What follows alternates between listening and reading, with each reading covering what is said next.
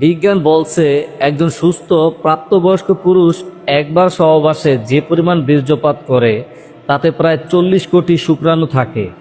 ভাবুন তো, যদি এই 40 কোটি শুক্রাণুর প্রত্যেকটি ডিম্বাণুতে পৌঁছাতে পারত তাহলে 40 কোটি শিশুর জন্ম হতো। কিন্তু বাস্তবে কি হয়?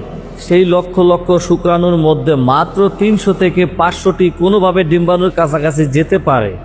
বাকিরা পথের মধ্যে ক্লান্ত হয়ে যায় বা প্রতিযোগিতায় হেরে যায়।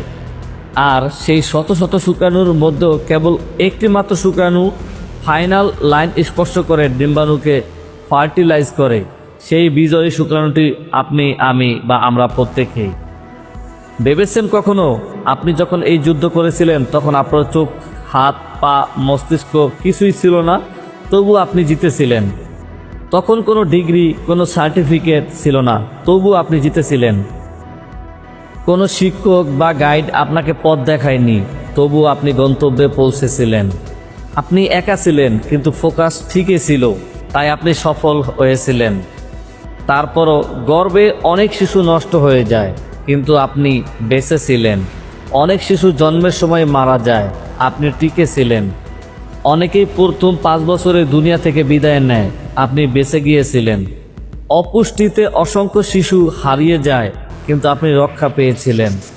বড় হতে গিয়ে অনেকে জীবন হারায়, কিন্তু আপনি এখনো বেঁচে আছেন। তাহলে এখন কেন আপনি সামান্য ব্যর্থতায় ভেঙে পড়বেন? কেন ভাববেন আমি হেরে গেছি? আজ আপনার হাত পা আছে, শিক্ষা আছে, পরিকল্পনা করার মতো মস্তিষ্ক আছে, সাহায্য করার মতো মানুষ আছে, তবু আপনি আত্মবিশ্বাস হারিয়ে ফেলেন কেন? যখন জীবনের শুরুতে কারো সাহায্য ছাড়াই 40 কোটি প্রতিদ্বন্দ্বীর সঙ্গে মরণপণ দৌড়ে একাই জিতেছিলেন, তাহলে আজ কেন হাল ছাড়বেন? কেন কেউ চলে গেলে আপনি ভেঙে পড়বেন? কেন একটি ব্যর্থতায় মনে হবে জীবন শেষ? কেন বলবেন আমি আর পারবো না? মনে রাখুন, আপনি জন্মের দিন থেকে যোদ্ধা। শুরুতে জিতেছেন, শেষও জিতবেন।